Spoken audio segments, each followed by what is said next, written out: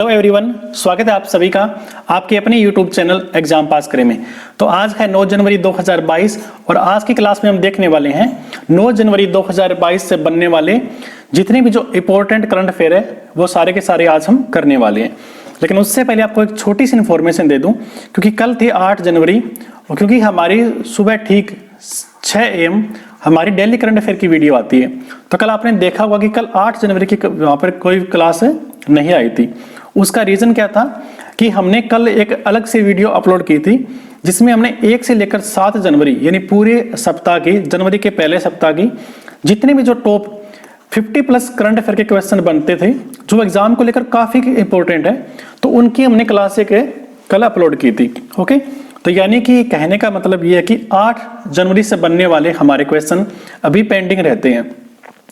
तो मैं ऐसा करूंगा, या तो मैं 8 जनवरी के लिए अलग से एक वीडियो अपलोड कर दूंगा, या फिर कल जब हमारी 10 जनवरी की क्लास आएगी तो उसमें मैं 8 जनवरी से बनने वाले क्वेश्चन को उसमें ऐड कर दूंगा। हो सकता है कि कल हमारी क्लास थोड़ी सी बड़ी हो जाए, तो आप प्लीज पेशेंस रखिएगा, क्योंकि हम एक भी क्वेश्चन छोड़ेंगे नहीं जो एग्जाम में आने की संभावना रहती है। ओके, और ये जितने भी क्वेश्चन है तो इंडिया में होने वाले जितने जो वनडे एग्जाम है उन सभी एग्जाम को आप इन क्वेश्चन से अप्रोच कर सकते हैं। ओके, तो चलिए शुरू करते हैं आज की हमारी क्लास। अगर आपको वीडियो अच्छी लगे तो लाइक कर देना, शेयर कर देना और चैनल को भी सब्सक्राइब कर देना। तो ये रहा आज का हमारा पहला क्वेश्चन। प्रवासी भारतीय दिवस कब मनाया जाता है? ऑप्शन ए है 8 जनवरी, ऑप्शन बी है 9 जनवरी, ऑप्शन सी है 6 जनवरी, ऑप्शन डी है 5 जनवरी। तो इसका राइट आंसर क्या होगा? Option number B.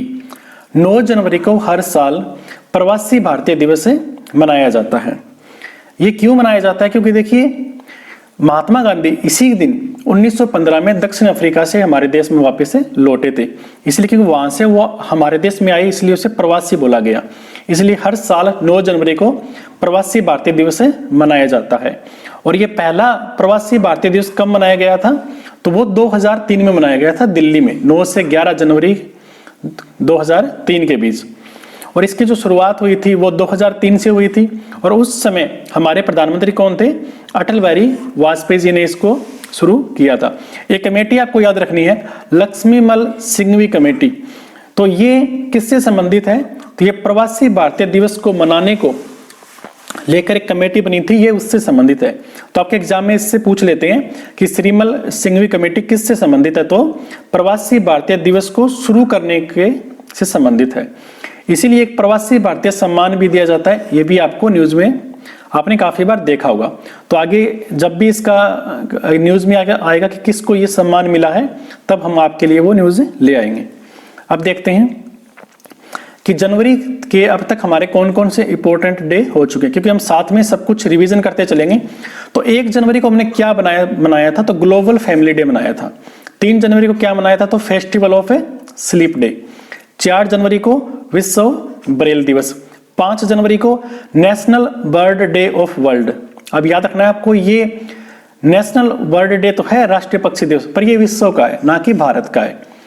बताइए भारत का कब मनाया जाता है? ये भी आपको मैंने बताया था जब हमने ये किया था। 5 जनवरी की करंट अफेयर थी, तो वो आपको कमेंट करके बताना है कि भारत का राष्ट्रीय पक्षी दिवस कब मनाया जाता है। 6 जनवरी को क्या था? तो महाराष्ट्र का पत्रकार दिवस था। 7 जनवरी को क्या मनाते हैं हम? रूस, यूक्रेन, इजराइल का क्रिसमस डे। वैसे हम क्रिसमस डे 25 दिसंबर को बनाते हैं, उसी दिन हम भारत में हम सुशासन दिवस भी मनाते हैं। लेकिन ये 3-4 ऐसे देश है, एक बुल्गारिया भी देश है, जिनमें 7 जनवरी को वो क्रिसमस डे बनाते हैं। 8 जनवरी को क्या मनाते हैं? तो अर्थ रोटेशन दिवस और वर्ल्ड टाइपिंग डे। ये मैं आपको जब करंट अफेयर कराऊंगा क्लास 8 जनवरी की, तो उसमें आपको डिटेल में ये दोनों डे मैं आपको करवाऊंगा। ओके, तो ये अब तक के हमारे जनवरी से बनने वाले इंपॉर्टेंट डे थे। नेक्स्ट है IPL 2022 के लिए लखनऊ की टीम का नाम क्या रखा गया है? ठीक है, ऑप्शन ए है Lucknow queen, option B Lucknowi शेर, option C Lucknowi lions 11, option D Lucknow king. तो इसका सही आंसर क्या होगा? Option C Lucknow lions 11। अब ये IPL 2021 से कुछ क्वेश्चन बनते हैं जो आपके एग्जाम में आ सकते हैं। जैसे कि 2021 का जो संस्करण था IPL का, वो किसने जीता था? तो वो चेन्नई सुपर किंग ने जीता था। किसको हराकर? कोलकाता नाइट राइडर्स को हराकर। ऑरेंज कैप किसको मिली थी? तो ऋतुराज गायकवाड़ को मिली थी। पर्पल कैप हर्षल पटेल को मिली थी। सबसे ज्यादा छक्के किसने लगाए थे? तो केएल राहुल ने लगाए थे 30 छक्के। Man of the match Faf du Plessis. Player of the series Harshal Patel, और इसे पर्पल कैप मिली है।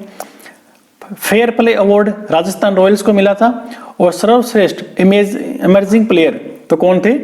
ऋतुराज गायकवाड़, जिसे ऑरेंज कैप भी मिली थी, और ये चेन्नई सुपर किंग का प्लेयर है। तो ये कुछ इंपॉर्टेंट फैक्ट थे 2021 का जो संस्करण था आईपीएल का, उससे बनने वाले, जो आपके एग्जाम में पूछ सकते हैं। नेक्स्ट है, अब ये चीज आप आराम से देख सकते हो, मैं आपको बताऊंगा नहीं, आप वीडियो पॉज कीजिए और देखिए कि अब की बार कौन कौन सी टीम इसमें शामिल हो रही है। तो हमने लखनऊ की बात की थी, तो इसके मालिक कौन है? तो गोयनका ग्रुप है, ये संजीव गोयनका है, जो लगभग 7,090 करोड़ रुपए इसकी कीमत है। बाकी आप आराम से पढ़ लीजिए कि कौन किसका मालिक है। क्वेश्चन नंबर 3 है, एयरलाइंस विस्तारा का नया सीईओ चीफ एग्जीक्यूटिव ऑफिसर मुख्य कार्यकारी अधिकारी किसे नियुक्त किया गया है? ऑप्शन ए है वीएस पठानिया, ऑप्शन बी है वीके त्रिपाठी, ऑप्शन सी है विनोद कंगन, ऑप्शन डी है कमलेश गांधी। तो इसका सही आंसर क्या होगा? विनोद कन्नन। विनोद कन्नन जी को एयरलाइंस विस्तारा का नया सीईओ बनाया गया है। आपको मैंने कहा था ना कि आपको मैं साथ में रिवीजन करवाते चलूंगा, तो हम बाकी 3 ऑप्शन को भी देखते हैं। वीएस पठानिया अभी हाल ही में न्यूज में आए थे, क्यों? क्योंकि इन्हें भारतीय तटरक्षक बल का नया महानिदेशक बनाया है, और ये 24वें बने हैं, और ये हिमाचल प्रदेश के रहने वाले हैं। वीके त्रिपाठी को जो रेलवे बोर्ड है उसका नया चेयरमैन बनाया है। कमलेश गांधी न्यूज में क्यों आए थे? क्योंकि कमलेश गांधी को जो एक होता है ना, आपने सुना होगा FIDC, finance industry development council, या फिर इसे बोलते हैं वित्त उद्योग विकास परिषद, इसका एक इन्हें सह अध्यक्ष बनाया है। ठीक है, सह अध्यक्ष बनाया है, यह आपको ध्यान रखना है कमलेश गांधी के बारे में। देखिए, विनोद कन्नन से पहले इनके सीईओ कौन थे? तो लेस्ली थंग थे। और ये किसकी कंपनी है विस्तारा? ये टाटा सन्स प्राइवेट लिमिटेड और सिंगापुर एयरलाइंस के बीच 51:49 का ये संयुक्त इनका कॉर्पोरेशन है। यानी 51% जिसके पास होंगे उसे इसका एक्चुअल में मालिक माना जाएगा। तो वो कौन है? टाटा सन्स है। और 49% किसके पास है शेयर? तो वो सिंगापुर एयरलाइंस के पास है। ये विस्तारा है, ये इसका हेडक्वार्टर कहां पर है? तो इसका गुरुग्राम में, हरियाणा के गुरुग्राम में। और इसे 2013 में इसे फाउंड किया गया था न्यू दिल्ली के अंदर। और इसका पेरेंट कौन है? तो टाटा सन्स है, हमने अभी डिस्कस किया था। तो ये आपको थोड़ा सा आपको याद रखना है। नेक्स्ट है, हाल ही में प्रधानमंत्री मोदी द्वारा महाराजा वीर विक्रम हवाई अड्डे का उद्घाटन कहां पर किया गया? अगर आपको ये पता कि अगरतला किसकी राजधानी है तो आप आराम से इसका आंसर गैस कर सकते हैं। ऑप्शन ए है ग्वालियर, ऑप्शन बी है मेरठ, ऑप्शन सी है त्रिपुरा, ऑप्शन डी है हिमाचल प्रदेश। तो इसका सही आंसर क्या होगा? ऑप्शन नंबर सी, त्रिपुरा की राजधानी अगरतला में इसका उद्घाटन किया है महाराजा वीर विक्रम हवाई अड्डे का। अब देखिए बाकी ऑप्शन देखते हैं। ग्वालियर न्यूज में क्यों था? क्योंकि ग्वालियर मध्य प्रदेश में, और वहां पर विश्व तानसेन उत्सव का 97वां संस्करण वहां पर आयोजन किया गया था, जो कि 5 दिन चला था। मेरठ न्यूज में क्यों आया था? मेरठ कहां पर है? तो यूपी में है। अभी यहां पर ही जो मेजर ध्यानचंद स्पोर्ट्स यूनिवर्सिटी है उसका उद्घाटन यहां पर किया गया था। और यूपी का आपको पता है नया मुख्य सचिव किन्हें बनाया है? तो दुर्गा शंकर मिश्र को बनाया है। और अभी नीति आयोग ने एक इंडेक्स जारी किया था, हेल्थ इंडेक्स 2021, उसमें सबसे टॉप पर केरल है चौथी बार, और सबसे बॉटम पर कौन है? तो यूपी है। वो भी आपको याद रखना है। त्रिपुरा हमने डिस्कस कर लिया, इसका आंसर है। हिमाचल प्रदेश न्यूज में क्यों आया था? क्योंकि हिमाचल प्रदेश किससे संबंधित है? एक तो आपने सुना होगा LPG युक्त और धुआं मुक्त बनने वाला पहला राज्य हिमाचल प्रदेश है। विजय हजारे ट्रॉफी 2021 हिमाचल प्रदेश ने जीती है, किसको हराकर? तमिलनाडु को हराकर। तीसरा हमने डिस्कस किया था वीएस पठानिया, जो भारत के नए तटरक्षक बल के महानिदेशक बने 24 में, वे भी हिमाचल प्रदेश के रहने वाले हैं। और हिमाचल प्रदेश का एक जिला है मंडी, वहां पर नरेंद्र मोदी जी ने सावरा कुड्डू जल विद्युत परियोजना का उद्घाटन उन्होंने वहां पर किया था। तो ये कुछ एक्स्ट्रा फैक्ट थे जो आप नोट कर सकते हैं। आपको मैं हर एक क्वेश्चन की आपकी रिवीजन कराऊंगा ताकि आप पीछे वाले करंट अफेयर भूले ना, आपको साथ में हर चीज आपको याद रहे। अब देखिए थोड़ा सा हम बात करते हैं इस विक्रम हवाई अड्डे की। ये मूल रूप से जो सेकेंड वर्ल्ड वॉर हुई थी, कब हुई थी? 1939 से 1945 के दौरान। उस समय रियासत के राजा थे वीर विक्रम किशोर माणिक्य, ठीक है। इनके सहयोग से अमेरिकी वायुसेना एयरफोर्स के द्वारा ये बनाया गया था। ये आपको ध्यान रखना है। यानी कब बना था? तो सेकेंड वर्ल्ड वॉर के दौरान 1939 से 45। पहले इसका नाम क्या था? तो अगरतला हवाई अड्डा इसका नाम था, लेकिन 2018 में इसका नाम चेंज कर दिया है नरेंद्र मोदी ने, और अब इसका उद्घाटन हुआ है। ये जो विक्रम जो राजा की बात करें किशोर, ये कौन से वंश के थे? आपसे हिस्ट्री का क्वेश्चन यहां से बन सकता है, इतिहास का। तो ये माणिक्य वंश के महाराजा थे, ओके। और ये 1947 तक त्रिपुरा के राजा रहे थे। और अगर आपसे पूछे कि त्रिपुरा में आधुनिक वास्तुकला का पिता किन्हें कहा जाता है, तो किन्हें कहा जाता है? तो वीर विक्रम किशोर माणिक्य जी को कहा जाता है। और त्रिपुरा या अगरतला हवाई अड्डा में पहला हवाई अड्डा इन्होंने ही बनवाया था। ये भी आपको याद रखना कि त्रिपुरा जो राज्य है उसका पहला हवाई अड्डा किसने बनवाया था? तो महाराजा वीर विक्रम जी ने बनवाया था। तो ये कुछ एक्स्ट्रा फैक्ट थे जो आपको ध्यान में रखने हैं। नेक्स्ट है, देखिए थोड़ा सा हम बात करते हैं एक स्टेट के बारे में, मध्य प्रदेश के बारे में, क्योंकि आपको पता है ना हम डेली 1 से 2 हम स्टेट डिस्कस करते हैं, क्योंकि इससे आपके जो 28 राज्य हैं वो आपके साथ में उनकी आपको रिवीजन होती रहेगी। तो मध्य प्रदेश की राजधानी क्या है? तो भोपाल है। मध्य प्रदेश कब बना था? 1 नवंबर 1956 को बना था। मध्य प्रदेश के सीएम कौन है? तो शिवराज सिंह चौहान है। इनके जो क्या बोलते हैं हाई कोर्ट है, उनके चीफ जस्टिस कौन है? तो रवि मलिमठ है। गवर्नर कौन है? तो मंगूभाई छग्गूभाई पटेल है। तो ये भी आपको ध्यान में रखना है। मध्य प्रदेश में टोटल कितने जिले हैं? तो मध्य प्रदेश में टोटल 52 जिले हैं। ये भी आपको ध्यान रखना है।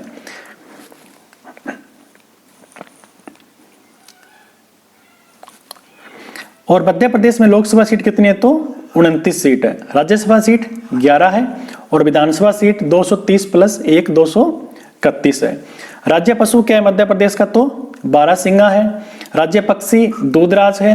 राज्य फूल लिली है। आप ऐसा कीजिए, इस वीडियो को यहीं पर पॉज कीजिए और एक बार इसको खुद से एक बार इसको पढ़िए और फिर आप वीडियो को आगे कंटिन्यू कीजिए ताकि आपको चीजें यहीं पर याद हो जाए। और यहाँ पर कौन कौन से नेशनल पार्क है, मुख्य लोक नृत्य है, कौन कौन सी नदियां यहाँ से गुजरती है, वो आपको एक बार ध्यान से पढ़ना है। और ये इसका मैप है 52 जिलों का। क्वेश्चन नंबर 5 है ISA इंटरनेशनल सोलर अलायंस यानी अंतरराष्ट्रीय सौर गठबंधन को ज्वाइन करने वाला 102 नंबर देश कौन बना है? ऑप्शन ए है इजराइल, ऑप्शन बी है बांग्लादेश, ऑप्शन सी है नॉर्वे, ऑप्शन डी है एंटीगुआ और बारबुडा। तो इसका सही आंसर क्या होगा? Option number D. ये दोनों इसके 102वें सदस्य बने हैं ISA के। अब देखिए आपने सुना होगा कर्क रेखा और मकर रेखा, ट्रॉपिक ऑफ कैंसर और ट्रॉपिक ऑफ कैप्रिकन। ये वो एरिया होता है जहां पर सूरज की सबसे ज्यादा रोशनी आती है, यानी सबसे गर्म क्षेत्र बोल सकते हैं आप पूरे वर्ल्ड का। तो लगभग इनके बीच में जितने भी जो देश है वो सारे इसे ज्वाइन करेंगे। ओके, ये आपको ध्यान में रखना है। अब हम थोड़े बाकी ऑप्शन देखते हैं। इजराइल न्यूज में क्यों आया था? क्योंकि कोरोना का एक नया वेरिएंट है फ्लोरोना, उसका पहला केस इजराइल में मिला था हमें। बांग्लादेश न्यूज में क्यों था? क्योंकि अभी हाल ही में SUFF अंडर 19 का जो चैंपियनशिप है वो बांग्लादेश ने जीती है। किसको हराकर? भारत को हराकर। नॉर्वे न्यूज में क्यों आया था? नॉर्वे क्योंकि नॉर्वे से खिलाड़ी है जिसका नाम है मैग्नस कार्लसन, लिख देता हूं मैग्नस कार्लसन। ये चेस के प्लेयर है। इन्होंने भी हाल ही में फीडे विश्व चैंपियनशिप जीती है लगातार दूसरी बार, और टोटल ये 5 बार जीत चुके हैं। तो ये आपको थोड़ा सा ध्यान में रखना है। अब देखिए थोड़ी सी हम बात करते हैं ISA की, अंतर्राष्ट्रीय सौर गठबंधन की। इसका मुख्यालय कहाँ पर है? तो गुरुग्राम में है। स्थापना कब हुई थी? तो 30 नवंबर 2015 को हुई थी। कहाँ पर? पेरिस, फ्रांस के अंदर। अरबी इसके महानिदेशक कौन है? तो अजय माथुर है। अब देखिए 2020 में एक इसमें समझौता हुआ था। इस समझौते के जो में एक संशोधन हुआ था, अमेंडमेंट। तो उसके बाद क्या कि जितने भी जो यूएनओ के सदस्य हैं, यूएन के, संयुक्त राष्ट्र के, उनके सभी सदस्य अब इसमें शामिल हो सकते हैं। चाहे वो हमने देखा था ना पीछे, चाहे इन दोनों लाइन से वो बाहर हो, चाहे यहाँ पर वो देश हो चाहे यहाँ पर हो, वो दोनों इसे ज्वाइन कर सकते हैं। क्योंकि कुछ समय पहले यूएसए, अमेरिका ने भी इसे ज्वाइन किया था और वो 151 देश बना था ISA को ज्वाइन करने वाला। तो ये भी आपको नोट करना है।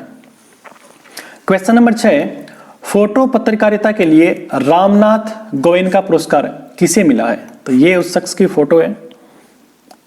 ऑप्शन ए है Zeeshan A Latif, option B Vinod Kannan, option C Daya Prakash Sinha, option D Anukriti Upadhyay. तो इसका सही आंसर क्या होगा? जिशान ए लतीफ को फोटो पत्रकारिता के लिए रामनाथ गोयनका पुरस्कार मिला है। आगे डिटेल देखेंगे, पहले बाकी ऑप्शन डिस्कस करते हैं। विनोद कन्नन हमने आज डिस्कस किया है। ये क्या बने हैं? ये जो विस्तारा एयरलाइंस है उसके नए CEO बने हैं। दया प्रकाश सिन्हा, इन्हें साल 2021 का जो साहित्य अकादमी पुरस्कार होता है हिंदी भाषा के लिए, वो दया प्रकाश सिन्हा को मिला है। इंग्लिश भाषा के लिए किसे मिला है? तो नमिता गोखले को मिला है।